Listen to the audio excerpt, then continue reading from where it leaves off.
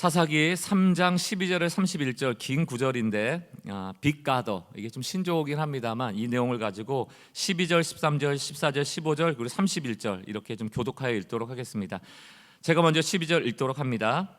이스라엘 자손이 또 여호와의 목전에 악을 행하니라. 이스라엘 자손이 여호와의 목전에서 악을 행함으로 여호와께서 모압 왕 에글론을 강성하게 하사 그들을 대적하게 하시매 에글론이 암몬과 아말렉 자손을 모아 가지고 와서 이스라엘을 쳐서 종려나무 성읍을 정념한지라. 이에 이스라엘 자손이 모압 왕 에글론을 18해 동안 섬기니라. 이스라엘 자손이 여호와께서 그들을 위하여 한 구원자를 세우셨으니 그는 곧 베냐민 사람 게라의 아들 왼손잡이 에훗이라. 함께 31절 있습니다. 에훗 후에는 아나세 아들 삼갈이 있어 소모는 막대기로 그도 이스라엘을 구원하였더라. 아멘. 오늘 에훗과 또 삼갈, 이 두 사사에 대한 이야기입니다. 오늘 설교 제목이 빅가더. 사실 이 발음이 맞는지조차도 모를 정도로 이게 신조어입니다. 어느 신학교 교수님이 아마 은퇴 후에 제자들을 만날 때마다 물었대요. 너는 빅가더냐 아니면 리틀가더냐. 여기서 이제 유래된 단어라고 이야기를 합니다. 빅가더, 큰 하나님을 보는 사람 혹은 하나님을 크게 보는 사람, 이렇게 얘기할 수 있을 겁니다. 가시라는 하나님의 뒤에 믿는 사람이라는 뜻 이하를 붙인 거 아닙니까? 단모음과 단자음이 있을 때는 자음을 하나 더 붙이는 거예요. 영어 시간입니다. 빅가더. 빅가더는 하나님 전능하심을 믿는 거예요. 세상을 주관하심을 믿는 겁니다. 기적을 행하시고 우리의 삶에 철저하게 개입하신다는 걸 믿는 거예요. 반대로 리틀가더는 뭐겠습니까? 작은 하나님을 믿는 거예요. 하나님을 작게 보는 겁니다. 하나님을 제한하는 거예요. 내가 못하는 일을 하나님도 못할 거야. 나보다 조금 더 나은 신 정도로 치부하는 것이죠. 그렇기 때문에 하나님을 믿는 것보다 세상의 현실 앞에서 걱정하는 사람들, 믿노라 하면서 걱정하는 사람들이 아마 리틀가더라고 할 수 있을 겁니다. 우리의 신앙은 지금 빅가더인가 리틀가더인가. 안타깝게도 이 현대를 살아가는 믿음의 사람들 뿐만이 아니고 많은 사람들의 가치관 안에는 종교라고 부를 수는 없지만 종교화된 하나의 단어가 있는데 그게 바로 능력주의입니다.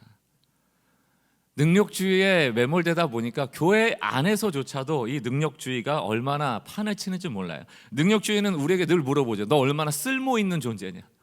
너의 능력이 무엇이냐? 너의 능력을 증명해라. 이런 거예요. 공정하다는 착각 여러분 많이 들어보셨을 겁니다. 그 책의 내용이 뭡니까? 능력주의가 현대인에게 심어준 오만, 이것을 지적하는 글이거든요. 성공한 사람은 늘 그 성공을 자기의 노력으로 생각합니다. 실패한 사람은 늘 노력을 덜해서 실패했다라고 느끼게 돼요. 그러나 현실은 그렇게 단순하지 않다는 얘기입니다. 같은 능력으로 같은 땀을 흘려도 같은 결과가 나오지 않는 게 이 땅의 삶이에요. 우리가 가진 그 많은 것들, 그것이 나의 노력과 나의 땀만으로 설명되느냐? 그렇지 않다는 얘기입니다. 내가 어떤 시대에 태어났는가, 누구를 만났는가, 어떤 기회를 받았는가, 어떤 환경 안에서 있었는가, 특별히 하나님의 은혜, 변수거든요. 노력이 필요 없다는 것도 아니고 노력이 중요하지 않다는 얘기도 아닙니다. 그러나 문제가 되는 것은 좋은 결과가 항상 노력에 따라오는 것은 아니라는 얘기예요. 이 능력주의가 우리 안에 들어오면 좀 뭔가 잘 안 되면 더 노력해야 된다는 거예요. 더 능력을 가져야 된다는 거예요. 너를 더 괜찮은 사람으로 증명해야 된다는데 인생을 걸도록 우리를 자꾸 유도합니다. 그러다 보니까 성공한 사람은 어떻게 돼요? 교만해지죠. 내가 다 이루었다 하는 것입니다. 실패한 사람은 어때요? 수치심에 빠지는 거예요. 내가 노력을 덜 했구나. 자격 미달인 인생으로 여기는 것입니다. 그러나 우리가 그때마다 십자가의 소리를 들어야 합니다. 십자가가 우리에게 무엇을 말하는가? 예수님이 우리가 무엇을 말하는가? 우리 인생을 살아가면서 우리를 지치게 하는 가장 깊은 노동은 자기의 의를 증명하려는 일이다. 복음은 그 지치게 하는 노동을 끝내는 소식이라고 말하는 것이죠. 세상은 너를 증명하라고 하지만 예수님의 십자가는 너를 증명할 필요 없어. 너의 자격과 상관없이 나는 이미 너를 사랑하기로 결정하였고 내 안에서 나는 다 이루어서 finished 이렇게 돼 있어요. 그러므로 신자는 자기 존재를 증명하기 위해 사는 사람이 아닙니다. 이미 그리스도 안에서 받아들여진 은혜로 살아가는 것이죠. 그러므로 복음은 이 능력주의 세상 안에서 살아가는 우리의 질병 두 가지를 동시에 치료하죠. 성공한 사람에게는 너가 모든 것을 이룬 것이 아니다 라고 말하여 교만을 꺾고, 실패한 사람들에게는 너의 실패가 너의 전부가 아니다라고 말하면서 그 수치심을 걷어내는 것입니다. 그러므로 교회 안에는 교만도 수치심도 열등감도 우월함도 필요가 없죠. 교회 안에 복음보다 능력주의가 앞서면 늘 문제가 생깁니다. 그러니까 교회 안에서도 늘 뭐 따져요? 조금 더 준비된 사람이 누구냐, 좀 능력 있는 사람이 누구냐, 영향력 끼친 사람이 누구냐, 말 잘하는 사람이 누구냐, 좋은 배경 있는 사람이 누구냐, 그런 사람이 하나님의 일을 더 잘할 것 같다라고 은연중에 말하는 것이죠. 이게 복음을 앞서는 능력주의 안에 있는 교회들입니다. 교회는 어떤 곳입니까? 복음을 말하는 곳이에요. 복음을 듣는 곳입니다. 세상에서는 들을 수 없는 이 복음이 들려지고 말함을 통하여서 세상의 소망이 되는 것이 교회거든요. 세상도 똑같이 교회도 똑같이 세상과 같이 능력주의가 판치는 곳이라면 이 교회가 세상만큼 능력이 있어요? 대단합니까? 복음이라는 은혜의 이야기가 세상 속의 교회를 소망이라고 말하게 하는 거예요. 세상 속의 교회가 왜 구별됩니까? 교회는 능력주의가 판치는 곳이 아니고 예수님의 십자가의 이야기, 그것을 선포하고 그것을 들어야 되는 곳이에요. 그러니까 교제할 때도 자꾸 복음을 말해주세요. 복음을 말하고 은혜를 말해주면 듣는 사람도 살아나고 말하는 본인도 살아난다니까요. 우리의 영혼은 복음을 듣고 살아나는 것입니다. 오늘 사사기 3장 2명의 사사가 등장합니다. 에훗, 삼갈. 아마 잘 못 들어보셨을 겁니다. 첫 번째 사사 온니엘도 잘 못 들어보셨을 거고, 우리가 잘 아는 사사는 그저 삼손, 기드온 이런 사람이거든요. 왜 못 알아들었을까? 이런 사람들 기억 못할까? 마찬가지예요. 능력주의의 관점에서 보면 사사에 쓰임 받기에는 부적합한 사람, 아마 이렇게 이력서 내면 다 떨어질 사람들이에요. 한 사람은 오른손을 쓸 수 없는 왼손잡이였고, 다른 한 사람은 출신이 불분명한 그냥 농부입니다. 뭐 별 볼 일 없는 사람들이에요. 그러나 이 사람들을 꼭 집어서 쓰시거든요, 하나님은. 오늘 이 본문을 통하여 우리가 붙들어야 될 질문이 있다면 이겁니다. 왜 하나님은 자꾸 완벽한 영웅을 쓰지 않으신가? 왜 능력을 안 보시는가? 왜 약점이 있는데, 볼품 없는데 왜 굳이 그 사람들을 쓰시는가? 이런 사람들이 빅가더, 하나님을 크게 보거든요. 능력 있는 사람들은 자기를 크게 보고 하나님을 리틀 작게 봅니다. 리틀 가더들이 많아요. 오늘 이 에훗과 삼갈을 통하여 하나님이 우리에게 주시는 메시지를 통하여 우리 역시 다시금 복음을 듣게 되는 은혜가 있길 주의 이름으로 축원합니다. 에훗과 삼갈을 통한 메시지 첫 번째는 하나님은 약함을 제거하신 듯 쓰시는 게 아니에요. 약한 채로 쓰신다니까요. 약한 채로 쓰세요. 이게 복음입니다. 오늘 3장 12절부터 15절 긴 구절을 통하여 사사기의 악순환의 구조가 다시 한번 보여집니다. 12절, 이스라엘 자손이 또 여호와의 목전에 악을 행하니라. 은혜를 망각하니까 악이 또 나오죠. 이스라엘 자손이 여호와의 목전에 악을 행함으로 여호와께서 모압 왕 에글론을 강성하게 하사 그들을 대적하게 하시고, 압제가 들어오죠. 13절, 에글론이 혼자 들어온 게 아니고 모압 혼자 들어온 게 아니고 암몬, 아멜락 같이 연합군이 들어옵니다.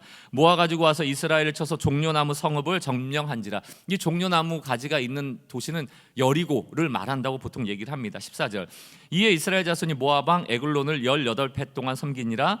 이스라엘 자손이 여호와께 부르짖으매. 자, 악행하고 압제 들어오니까, 고난당하니까 부르짖죠. 간구하죠. 여호와께서 그들을 위하여 한 구원자를 세우시니, 구원자 사사가 등장하죠. 그는 곧 베냐민 사람 게라의 아들 왼손잡이 에훗이라. 이스라엘 자손이 그를 통하여 모압 왕 에글론에게 공물을 바칠 때, 이렇게 돼 있습니다. 사사기 악순환이 보여주고 있고, 구원자 사사를 세웠는데 오늘 그 사사가 에훗이라는 사람이고, 우리가 주목해 봐야 될 것은 이 사람의 출신이에요. 베냐민 사람입니다. 베냐민, 벤, 야민. 벤은 아들이란 뜻이고 야민은 오른쪽이란 뜻이에요.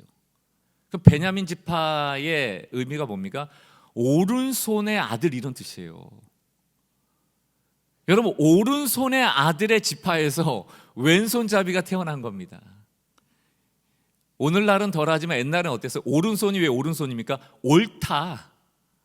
그래서 이게 바르다라는 거고요, 왼손은 외다, 그르다라는 뜻입니다. 그러니까 우리 애들 어릴 때 왼손으로 글씨 쓰려고 그러고 밥 먹으려고 오른손 써 하고 탁 쳤잖아요. 이거 외다, 그르니까 이게 바르다, 이런 뜻 아닙니까? 고대 사회는 더했죠. 권위, 축복, 힘, 이런 게 다 오른손이었고요. 성경에 봐도 하나님의 손은 무슨 손으로 나옵니까? 오른손이에요. 이사야 41장, 내 의로운 오른손으로 너를 붙들리라, 이런 거. 전투도 오른손잡이 중심으로 돼 있거든요. 그런 시대에 왼손잡이는 낯선 사람이었고 불편한 사람이었고 오름에서 벗어난 사람이라고 치부되었죠. 때로는 성경에 보면 베냐민 지파가 이 오른손의 아들이잖아요. 그러다 보니까 전략적으로 왼손잡이 군사들을 양육해서 양손을 쓰도록 했다라는 기록도 있습니다만, 오늘 왼손잡이로 번역된 히브리어의 내용을 보면 오른손이 묶인 자 이런 뜻입니다. 그러니까 오른손을 못 써서 왼손을 쓰는 자라는 뜻이에요. 다시 말하면 결함이 있다는 얘기입니다. 장애가 있다는 뜻이에요. 그런데 하나님은 에봇을 세우실 때 굳이 오른손이 묶인 자를 쓰신다니까요. 그리고 그 결함을 오른손을 쓸 수 있도록 바꾸신 다음에 쓰는 게 아니에요. 그 왼손 채로 쓰신다니까요. 그 결핍을 하나님의 능력의 통로로 사용하십니다. 이게 결론이고 핵심입니다. 오늘 에봇은 에굴론 왕에게 공물을 바치는 자였습니다. 그런데 그 기회를 이용해서 에굴론의 왕을 제거함으로 이스라엘을 구원하는 데 쓰이거든요. 그런데 이것이 왼손잡이여서 가능했다라고 성경은 얘기하는 거예요. 21절을 보세요. 에봇이 왼손을 뻗쳐 그의 오른손 허벅지 위에서 칼을 빼어 왕의 몸을 찔렀다, 이렇게 돼 있습니다. 오른손잡이들은 칼을 왼쪽에 차서 이렇게 빼는 거죠. 그러니까 왕을 돌보는 경비대들이 항상 어느 허벅지를 조사해요? 왼쪽 허벅지를 조사한단 말이에요. 다 오른손잡이니까. 왼쪽 허벅지는 검사를 안 했는데 에봇은 왼손잡이잖아요. 오른쪽 허벅지에 칼을 숨기고 뺐다는 얘기입니다. 경비병들도 예상하지 못했고 많은 사람들이 예상하지 못했죠. 여기서 중요한 복음의 원리가 드러나는 거예요. 하나님은 에봇이 왼손잡이임에도 불구하고 쓰시는 게 아니에요. 이미 여기에는 우리의 평가 기준이 있는 거죠. 오른손이 더 옳고 왼손은 그르다. 근데 하나님은 그런 게 아닙니다. 불구하고가 아니고 그냥 왼손 채로 쓰시는 거예요. 왼손잡이이기 때문에 쓰시는 겁니다. 에봇의 약점은 하나님 앞에 장애물이 되지 않고 오히려 전략이 되더라. 하나님이 쓰시는 쓰임이 되더라. 우리의 신앙의 방향은 너무 분명합니다. 빛가더 되는 거예요. 빛가더 되는 거예요. 하나님 크게 보는 거예요. 내가 강한 자가 되고 내가 대단한 자가 돼서 나를 크게 보는 것이 신앙의 목적과 방향이 아니고, 우리는 부족함에도 불구하고 하나님의 능력이 우리의 삶 가운데 임하는구나를 믿는 빛가더가 되는 게 우리의 신앙의 목적이거든요. 신앙의 핵심이 하나님을 의존하는 것이라면 약함은 불리함이 아닙니다. 약점은 우리 인생의 불리함이 아니고 오히려 하나님께 기대게 하고 의존하게 하는 은혜를 만나는 접속점이거든요. 여러분, 뭐가 약하십니까? 그게 여러분의 결점이에요? 핸디캡입니까? 그게 하나님을 만나게 한다니까요. 그게 오늘 에봇의 이야기입니다. 에봇의 오른손이 묶였다는 것은 그의 인생이 끝났다는 뜻이 아닙니다. 세상은 그렇게 말하겠죠. 별 볼 일 없는 사람, 오름에서 벗어난 사람, 낯선 사람. 그러나 오히려 하나님의 오른손이 드러날 자리가 생긴 것이죠. 하나님이 에봇에 묶여버린 오른손을 대신하여 그의 오른손이 되어주시는 거죠. 내 오른손이 일할 때보다 하나님의 오른손이 되어주셔서 일할 때 하나님의 기적은 일어나는 것이죠. 그러므로 하나님은 에봇을 고쳐 쓰시는 게 아니에요. 회복시킨 후에 쓰시는 것도 아닙니다. 오른손이 묶여 있는데 그 채로 쓰시는 것이죠. 그래서 우리는 이것을 은혜, 하나님의 은혜, 하나님의 능력이라고 말하는 것입니다. 여러분 다 은혜 받고 계시는 것 아닙니까? 왜 은혜가 은혜예요? 내가 다 할 수 있는 일인데 왜 은혜입니까? 신앙은 능력주의가 아닙니다. 내 잃어버린 오른손을 하나님이 대신하여 나의 오른손이 되어주셔서, 나의 전략이 되어주셔서, 나를 쓰임새 있게 해주셔서 하나님의 역사가 드러나는 거예요. 이것을 믿는 것이 빛가더입니다. 예수님이 뭐라고 얘기하셔요? 가장 큰 일은 믿는 일이야. 가장 큰 일은 믿는 일이야. 빛가더가 되는 겁니다. 내 결핍을 지우기 위하여 신앙생활하는 게 아니에요. 내 약점을 보완하려고 하나님께 채우려고 오는 것이 아니고 그 결핍 가운데 하나님이 역사하심을 믿는 것이죠. 약함의 자리에 계신 분이 계시다면 이 능력주의 세상에서 하나님을 이용하여 내가 더 강해져야 돼라는 기도가 아니고, 주님, 이 약함의 자리에서 저는 하나님을 더 의지합니다. 이것이 우리의 기도가 되어야 될 줄 믿습니다. 모세를 쓰실 때 마찬가지죠. 모세 손살에 치잖아요. 나는 말을 잘 못한다고. 아니 바로한테 어떻게 가냐고. 그때 하나님께서 알아 그러면서 말을 잘하게 바꿔주시는 게 아니고 아론을 붙여주시죠. 저는 늘 무슨 생각을 하냐면, 아니 그럼 아론을 쓰시지. 말 잘하잖아요. 아론. 말만 하게 하고 누구를 쓰신다? 모세 쓰세요. 80세 늙은인데 힘 다 빠져버렸는데 지팡이 하나 들고 있는데, 하나님은 모세의 약함을 제거하지 않고 모세의 약함 속에서 하나님의 말씀을 드러내시죠. 그래야 하나님의 말씀인 거예요. 그러니까 늘 이 말을 잘하는 게 문제라니까 여러분. 설교자도 말을 잘하는 게 오히려 문제인 거예요. 자기가 드러나고 자기의 설득력이 드러나고 자기의 논리가 드러나고. 늘 부러운 분은 그런 거예요. 좀 연세 좀 지긋하셔서 말도 천천히 하시고, 아 예수가 사랑이십니다 한마디 툭 하는데 감동받는 거, 그게 진짜죠. 그게 진짜죠. 디모데후서 2장, 큰 집에는 금그릇도 있대요, 은그릇도 있대요, 또 나무그릇도 질그릇도 있대요. 귀하게 쓰여질 때도 있고 천하게 쓰여질 때도. 저는 이게 충격이에요.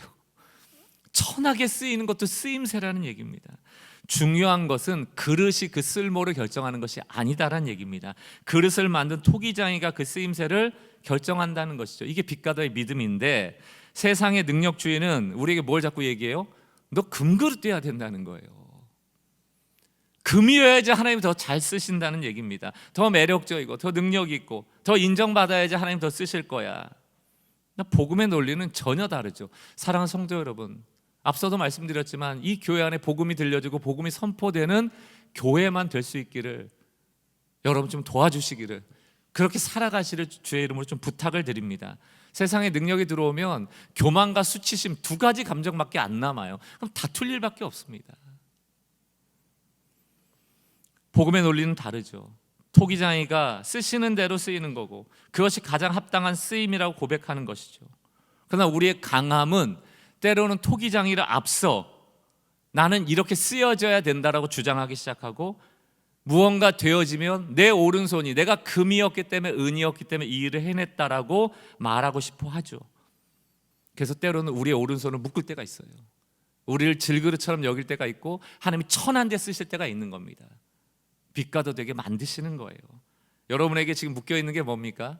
뭐 신체적 한계나 건강이나 재정의 문제나 관계의 문제나 어떤 무력감이나 마음의 병이나 뭐 여러 가지가 있겠죠. 그러나 그것은 수치가 아니고 오히려 하나님의 오른손이 머무는 놀라운 자리가 되어짐을 여러분들이 믿는다면, 하나님 이 약함으로 인하여 하나님의 강함이 드러나게 해주시고 이 풍랑으로 인연하여서 더 빨리 가는 은혜가 있길 원합니다라고 믿음으로 고백하는 빛가더 되시길 주의 이름으로 축원합니다. 약한 채로 쓰시는 거예요. 난 자격 없어, 나는 못해, 주저하지 마시고 주께 내어놓으십시오. 두 번째는 은혜를 기억하잖아요. 그 자리에 또 은혜가 만들어집니다. 저는 요즘 은혜가 겹겹이 쌓여지는 인생, 이 단어에 늘 이제 묵상하고 있거든요. 은혜가 겹겹이 쌓여져, 겹겹이 쌓여져. 저 인간은 왜 이렇게 늘 잘 되지? 이런 좀 이야기를 듣고 싶어요. 내 능력이 아니고 하나님의 은혜로 겹겹이 쌓여지니까. 오늘 길갈이라는 장소가 나옵니다. 3장 17절. 곡물을 모압왕 에글론에게 바쳤는데 에글론은 매우 비둔한 자였더라. 에훗이 곡물을 바치기를 마친 후 곡물을 메고 온 자들을 보내고 자기는 길갈 근처 돌 뜨는 곳에서부터 돌아와 이르되, 왕이여 내가 은밀한 일을 왕에게 아뢰라 하나이다 하니 왕이 명령하여 조용히 하라 하매 모셔 선 자들이 다 물러간지라. 곡물 바치는 자였어요. 뭐 에훗의 지위가 뭐 얼마나 되는지 모르겠습니다. 이 사절단들을 끌고 간 리더였는지 아니면 사절단 안에 있는 사람인지 모르겠지만 어쨌든 곡물 바치러 가는데 굴욕적인 자리인 것이죠. 아마 낮은 위치였으리라 생각이 듭니다. 그런데 그는 곡물을 실어 나르던 심부름꾼의 모드에서 벗어나서 하나님의 일, 다시 말 에글론의 왕을 제거하는 일에 쓰여지게 되는데, 그 결정적인 장소를 말하라고 한다면 그것이 길갈입니다. 길갈. 이제 곡물 바치고 왔으면 위험한 땅 아니에요? 모압은 적진의 땅 아닙니까? 잘 바치고 에글론을 만족시키고 이제 돌아왔으면 휴, 살았다, 이러고 얼른 자기 고향 땅으로 넘어가면 되잖아요. 근데 그 길갈이 분기점인데 그는 안전한 땅으로 복귀하지 않고 다시 적진으로 들어가더란 얘기입니다. 여러분, 길갈이 어떤 땅입니까? 제가 망각하지 말자라는 그 설교를 할 때도 이 길갈을 말씀드렸잖아요. 길갈은 요단을 건넌 다음에 12지파가 각기 돌을 가져와서 돌을 쌓아놨던, 그래서 그 강물의 돌이 육지로 나와 있어 그 자손들이 이 돌은 의미가 뭡니까 물어보면, 요단을 널고 우리가 가나안 땅으로 두고 오게 하신 하나님의 은혜의 표적이다, 이렇게 설명하는 돌이 있는 곳이 바로 길갈인데, 오늘 말씀 사사기 말씀 보니까 그것이 돌을 뜨는 채석장이 됐대요. 돌을 뜨는 곳. 18년 동안 모압의 점령을 받으면서 길갈의 성격이 바뀌어진 겁니다. 은혜의 장소였는데, 하나님을 기억하는 장소였는데 이제 돌을 뜬다는 게 뭡니까? 돌을 떠서 우상을 만드는 곳이라는 뜻이에요. 모압의 우상. 전쟁을 강하게 만들고 농사를 풍성하게 만들고 이런 우상을 만드는 데 쓰여지는 곳이 됐다는 얘기죠. 사랑하는 성도 여러분, 꼭 기억하셔야 돼요. 우리가 은혜 잊어버리잖아요. 자동으로 은혜가 기억되지 않아요. 그냥 자동으로 은혜가 여러분 오지는 않아요. 오늘도 우리가 예배가 하나님이 인도하신다고 그래서, 하나님이 주인 되신다고 해서 아무것도 안 하면 됩니까? 이미 받은 은혜를 기억하라고 제가 말씀드렸잖아요. 하나님의 행하신 일을 기억하라고 말씀드렸잖아요. 하나님의 은혜를 기억하는 자리가 다시 은혜 받는 자리가 되는 겁니다. 이곳에 예배하는 자리에 나왔다고 해서 은혜 받는 것이 아니고, 내가 받은 은혜를 기억하고 내가 받은 복음을 기억할 때 그 복음대로 하나님의 은혜를 주시는 거라니까요. 오늘 길갈이라는 이름 자체가 너희가 출애굽할 때 애굽에서 받았던 수치가 다 굴러갔다, 이게 길갈의 뜻 아닙니까? 그런데 하나님을 떠나 악을 행하니까, 하나님의 은혜를 잊어버리고 나니까 모압의 압제가 오니까 이제 모압의 그모스 신을 섬기는 그런 우상 만드는 채석장이 되는 겁니다. 은혜를 기념하던 돌이 있어야 될 자리가 우상을 만드는 돌의 자리로 변했다. 은혜 잊어버림을 오는 곳입니다. 우리 은혜 잊어버리잖아요. 복음 잊어버리잖아요. 우리 머릿속에, 우리 세계관 속에 능력주의 그냥 들어옵니다. 더 성취해야 돼, 더 인정받아야 돼, 더 탐욕스럽게 살아야 돼, 더 경쟁해야 돼, 내 능력을 증명해야 돼, 들어온다니까요. 길갈의 자리에 이런 게 심겨진다니까요. 그럼 다음 세대에게 뭘 알려줍니까? 이미 이스라엘 백성은 악을 통하여 압제받는 정도가 아니고 다음 세대를 잃어버린 거라니까요. 복음의 이야기가 단절되는 거예요. 이게 무서운 겁니다. 다 리틀 가더가 되는 것이죠.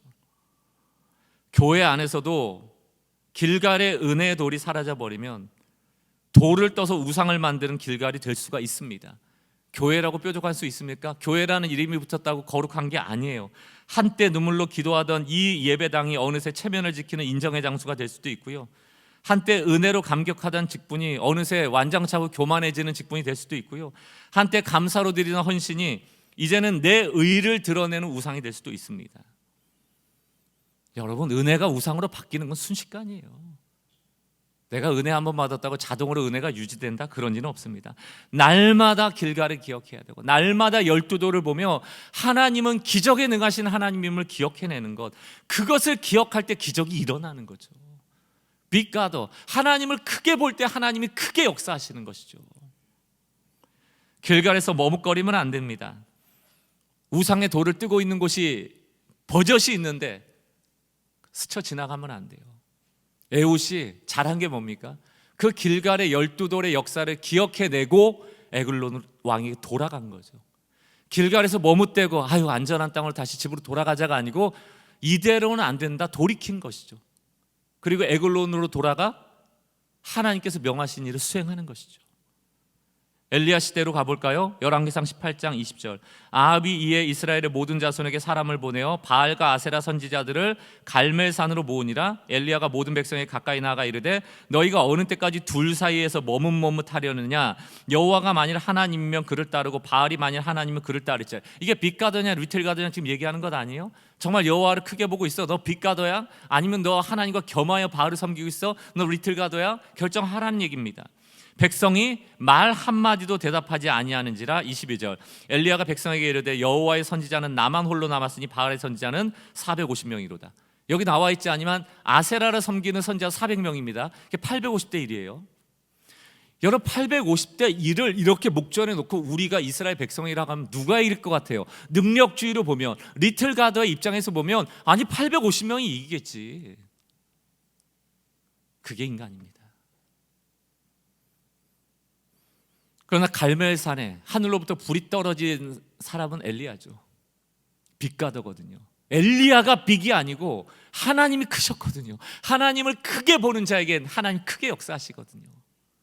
그러나 능력주의에 빠져 있으면 850이 커 보여요. 사랑하는 성도 여러분, 전능한 하나님이 아무런 힘이 없는 종이장 같은 850명의 우상 숭배자를 찢어버리는 게 그게 어려운 일이겠습니까? 신앙은 하나님의 실력에 의존하는 겁니다. 여러분의 실력 좀 내려놓으세요. 신앙생활 경력 좀 내려놓으시고요, 은혜만 기억하십시오. 내가 언제 은혜 받았는지 기억하세요. 하나님께서 절대 신뢰를 드리지 못하도록 자꾸 머뭇거리게 하는 것들로부터 벗어나서 길갈에서 안전한 곳 말고 우상을 섬기는 그곳으로 들어가, 적진으로 들어가 하나님의 뜻을 전하는 일에 쓰임받는 자가 됐으면 좋겠어요. 오른손이 묶인 왼손잡이였지만 하나님을 의지하고 안전한 자기 땅으로 돌아가는 경계선에서 다시 압제자의 심장부로 들어갔다. 자기의 안위를 선택하지 않고 하나님의 영광을 선택했다. 하나님은 왼손잡이 에옷을 쓰셔서 결국 승리를 주셨다. 이것은 단순히 이스라엘의 승리가 아니고 앞서 말한 것처럼 이스라엘 자손에게 떠낸 돌로 만든 우상을 섬기는 자리에 두지 않고 이미 만들어진 12돌의 은혜를 전할 기회를 다시금 붙잡은 거죠. 한국교회가 왜 회개해야 됩니까? 우리의 신앙에 좀 안전함을 벗어버리더라도, 기존의 방식에 머물러 있고 익숙한 데로부터 좀 벗어나서라도, 기초교회, 액체교회 보지도 못한 그런 교회를 외치면서라도 왜 그 자리에서 떠나야 되는가? 이대로는 안 되니까요. 이대로 있으면 우리만 죽는 게 아니고 다음 세대가 죽으니까요. 다음 세대조차 복음을 못 들으니까요. 우리가 희생해야죠. 우리가 복음을 어떻게든 드러내는 방식으로 바꿔야죠. 저는 교회에 사명이 있다고 봅니다. 길갈의 은혜를 기억한다면 내가 그때 그랬지가 아니고 하나님이 이 낮고 낮은 자리에 오셔서 이 약하디 약한 나를 쓰셔서 하셨던 일을 기억하심으로 앞으로 길갈만 기억한다면 하나님께서 우리에게 행하실 큰 은혜를 기대하며 살아가고, 더불어 다음 세대에게 이 신앙의 유산을 물려주는 우리 기성세대가 되는 은혜가 있길 주의 이름으로 축원합니다. 머뭇거리지 마세요. 세 번째, 하나님은 누구라도 사용하신다. 누구라도 사용하신다. 그러니까 옆에 분들 능력주의 시선으로 자꾸 보면서 저 인간은 안 될 인생, 저 인간은 좀 잘 될 인생, 저 사람은 좀 교회 안 왔으면 좋겠는 사람, 저 사람은 꼭 교회에 있어야 될 사람, 그 우리 생각이고요. 우리가 금그릇 은그릇 질그릇 나누는 거고요. 우리가 귀 쓰고 천이 쓰고 나누는 거고요. 하나님의 쓰임새에 맞으면 된다니까요. 그러니까 하나님이 누구라도 쓰시는데 누가 여기에 이 일을 제기합니까? 막 쓰신다는 게 아니에요. 막 쓰신다는 게 아닙니다. 우리 눈에 보기에 보잘것없고 그냥 평범해 보여도 하나님의 능력이 임하면 다른 사람이 된다니까요. 하나님의 영이 그에게 임하면, 온니엘 얘기 드렸잖아요. 다 여호와의 영이 임하여 된 사람들입니다. 오늘 삼갈이라는 이 사사는 딱 한 절 나와요. 31절. 별로 읽어볼 기회가 없기 때문에 우리 한 목소리로 읽어보겠습니다. 시작. 에웃 후에는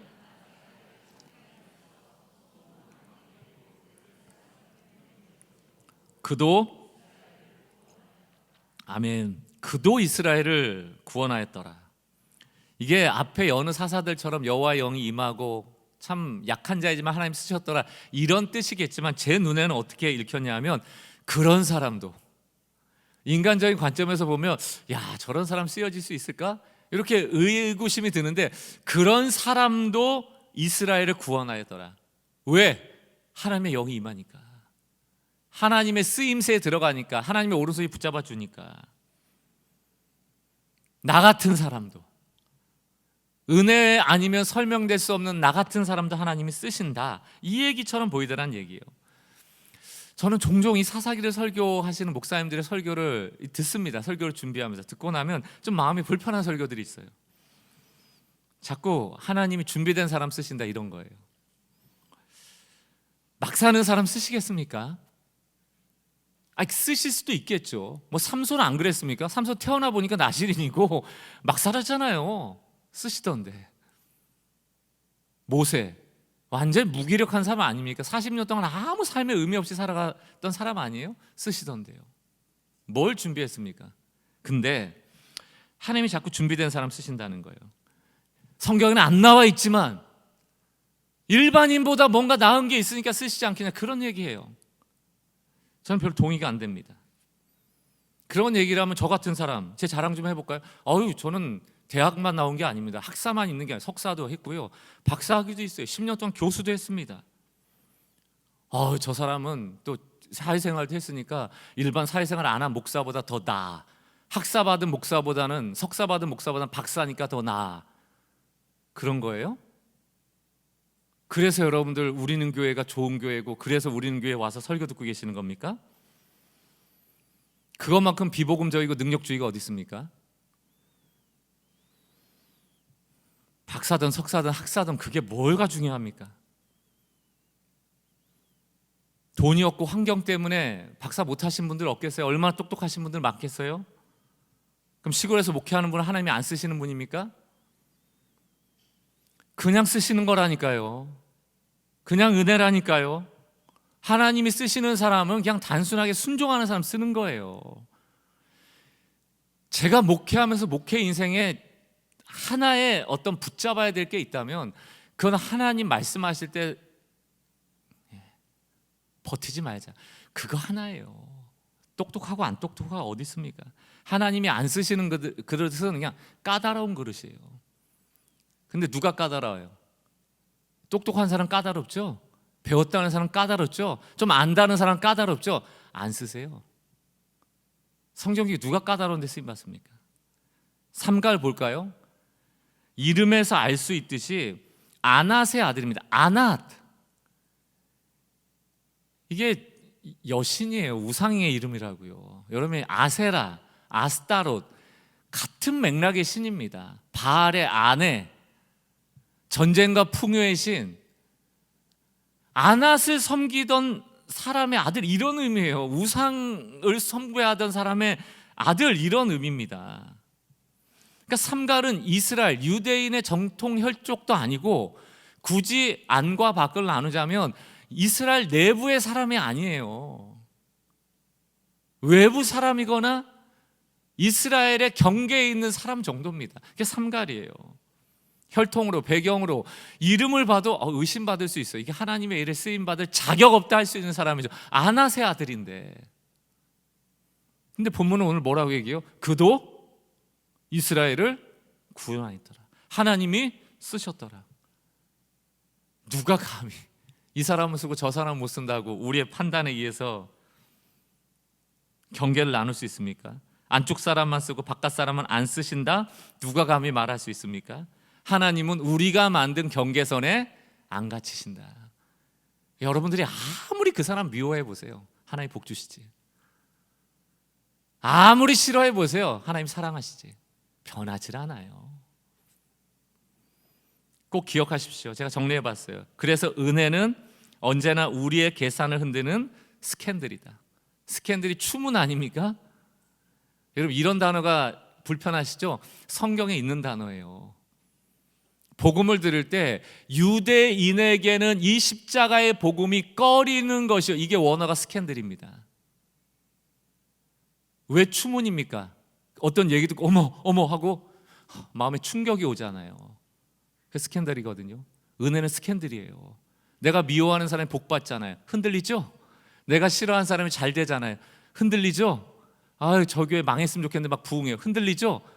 은혜는 스캔들이라니까요. 그래서 내 계산하고 다르다는 얘기입니다. 내 뜻과 다르다는 얘기입니다. 내가 원한 것 다르다는 얘기입니다. 내 쓰임새가 다르다는 얘기예요. 삼갈 안 되는데, 자격 없는데 왜 하나님 쓰시지? 흔들리는 거예요. 그게 은혜예요. 사랑하는 성도 여러분, 여러분이 세상에 세상을 흔들리게 하는 사람들 되시길 주의 이름으로 축원합니다. 그건 우리의 능력으로 안 돼요. 여러분들이 돈이 얼마나 많아야 세상 사람들이 여러분들 보고 흔들리겠습니까? 안 돼요. 그러나 저거 소망 없는 것 같은데 왜 저렇게 기뻐하지? 여기에는 흔들립니다.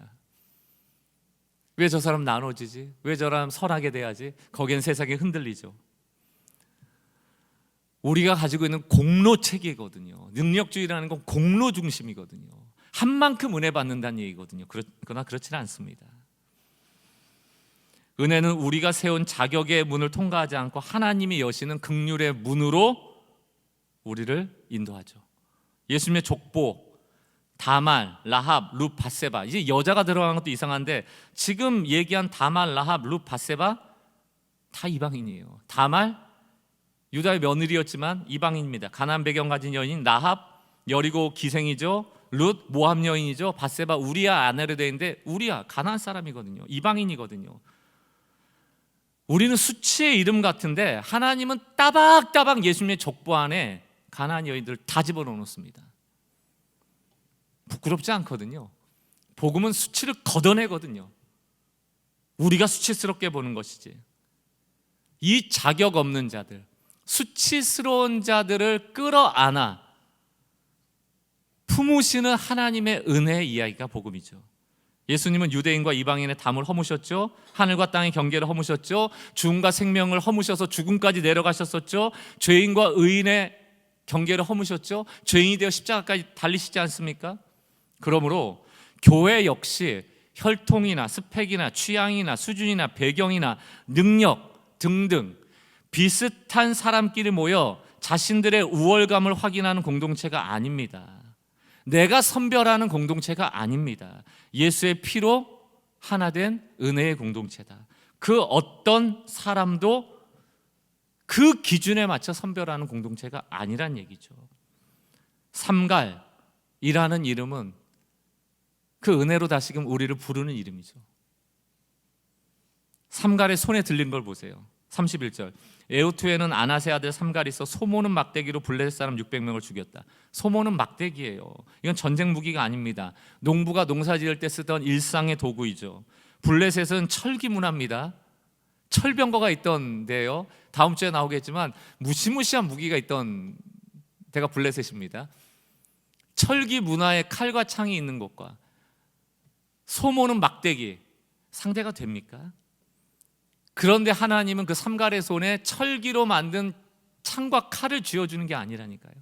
소모는 막대기 그대로 사용하십니다. 여러분, 자꾸 우리 불만이 나올 때는 나한테 이게 주어지면 내가 하나님께 영광 돌릴 텐데, 내가 이게 있으면 하나님께 쓰임 받을 텐데, 그 새빨간 거짓말이에요. 아니 소모는 막대기로 다 하던데요. 여러분이 지금 가지지 않은 것에 집중하면 안 돼요.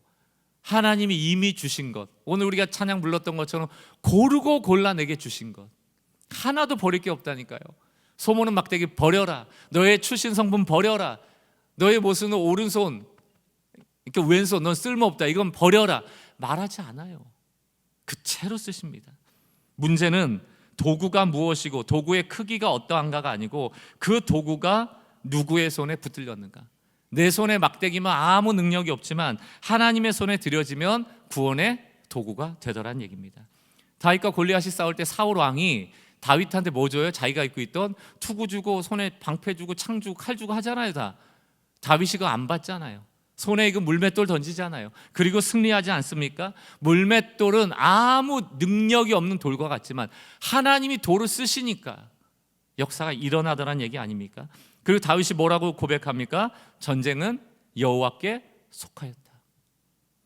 사람의 많고 적음에 따르지 아니한다. 이 삼가를 통하여 하나님이 웃으시고 계세요. 지금 소모는 막대기로 이기면서 왜 여기에 하나님의 유머가 담겨 있는가? 하나님은 긴장감이 없으십니다. 뭐 구산 리사다임 두 배의 압제가 왔을 때도 그렇고 에봇이 한쪽 팔을 못 쓸 때도 그렇고 삼갈이 소모는 농부일 때도 그냥 웃으세요.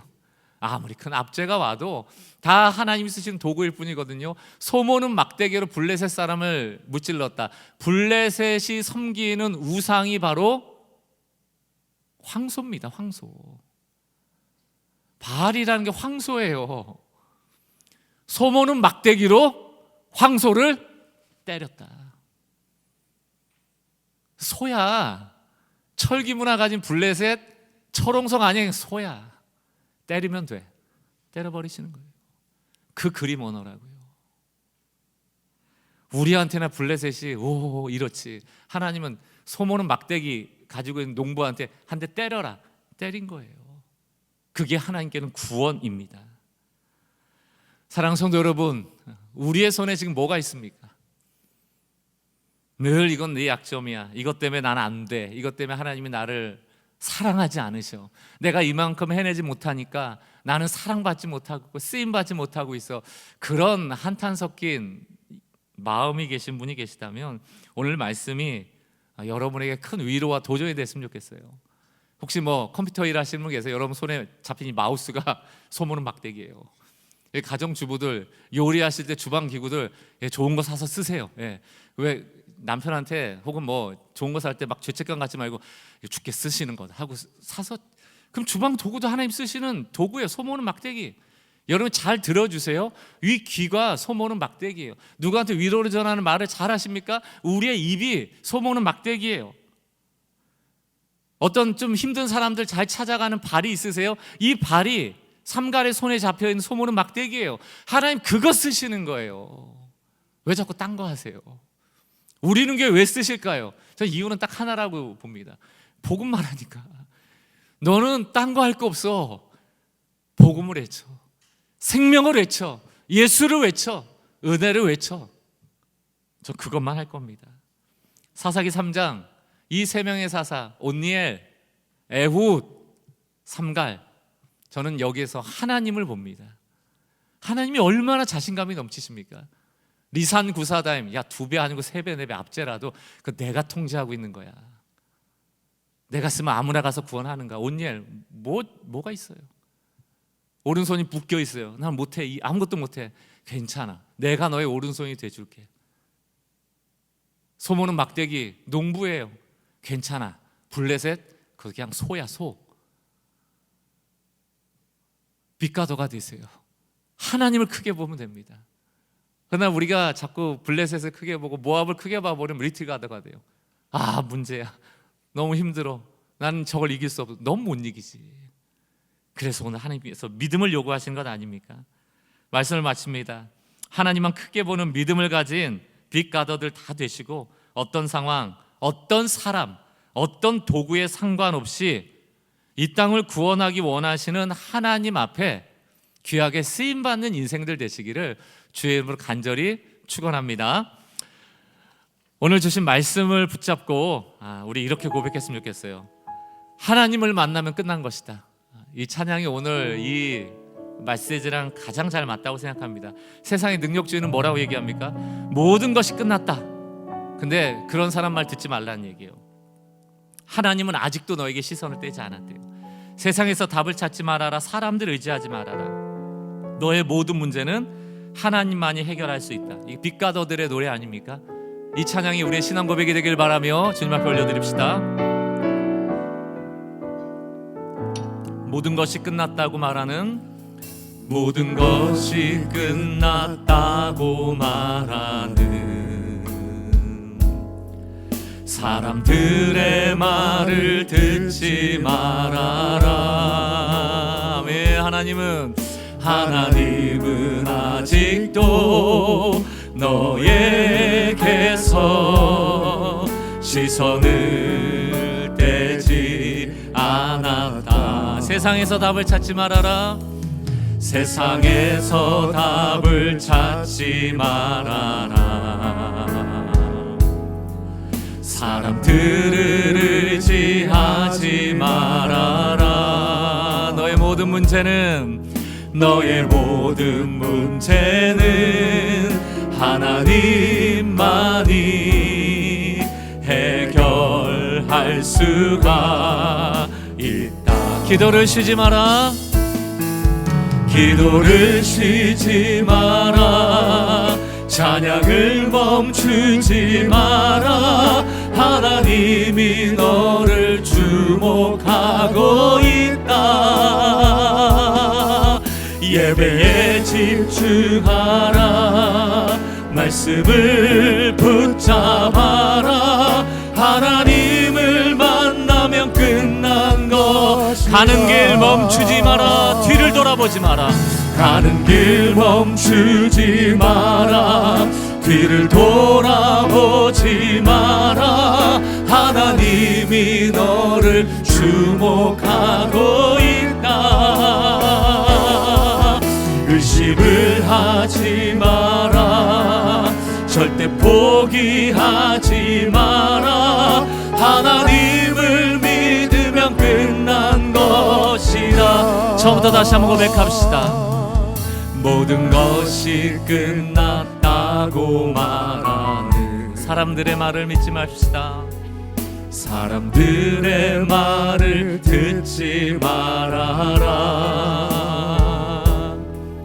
하나님은 아직도 너에게서 시선을 떼지 않았다. 세상에 답이 있지 않습니다. 세상에서 답을 찾지 주님만이 우리의 답이 되십니다. 사람들을 의지하지 마라. 웃으시는 하나님, 승리 주실 하나님 의지합니다. 너의 모든 문제를 아멘. 하나님만이 주를 더 의지합니다. 해결할 수가 있다. 기도를 쉬지 마라. 기도를 쉬지 마라. 찬양을 멈추지 마라. 하나님이 너를 주목하고 있다. 예배에 집중하라. 말씀을 붙잡아라. 하나님을 만나면 끝난 것이다. 가는 길 멈추지 마라. 가는 길 멈추지 뒤를 마라. 돌아보지 마라. 뒤를 돌아보지 마라. 하나님만 바라봅니다. 하나님이 너를 주목하고 있다. 의심하지 마라. 의심을 하지 마라. 절대 포기하지 마라. 하나님을 믿으면 끝난 것이라. 한 주간 이 찬양이 우리의 삶 가운데 늘 불려지길 바랍니다. 함께 기도했으면 좋겠습니다. 여러분이 혹시 삼가라 아니에요? 아, 왜 내 손엔 소모는 막대기밖에 없지? 좌절하신 분 계십니까? 여러분 혹시 에웃은 아닙니까? 오른손만 쓸 수 있었더라면, 나한테 이게 더 있었더라면, 나에게 이런 능력이 더 있었더라면, 오히려 그것이 하나님을 제한하는 것 아닙니까? 이 시간 기도할 때 주님 빛가더 하나님을 더 크게 보는 믿음의 눈이 날마다 띄어져 세상의 소리에 귀 기울이지 않고 하나님의 능력을 인정하여 드리며 하나님의 은혜로 살아가는 인생이 되어서 내 삶에 은혜가 겹겹이 쌓여지는 인생 될 수 있도록 인도하여 달라고, 오늘 주신 말씀 가지고 좌절하신 분들 소망의 메시지를 선포하시고, 또 지금 일을 열어가기 원하시는 분들은 하나님께서 길이 되어 달라고 기도하시면 좋겠습니다. 주신 말씀 붙잡고 잠시 주님 앞에 머무는 시간 같습니다.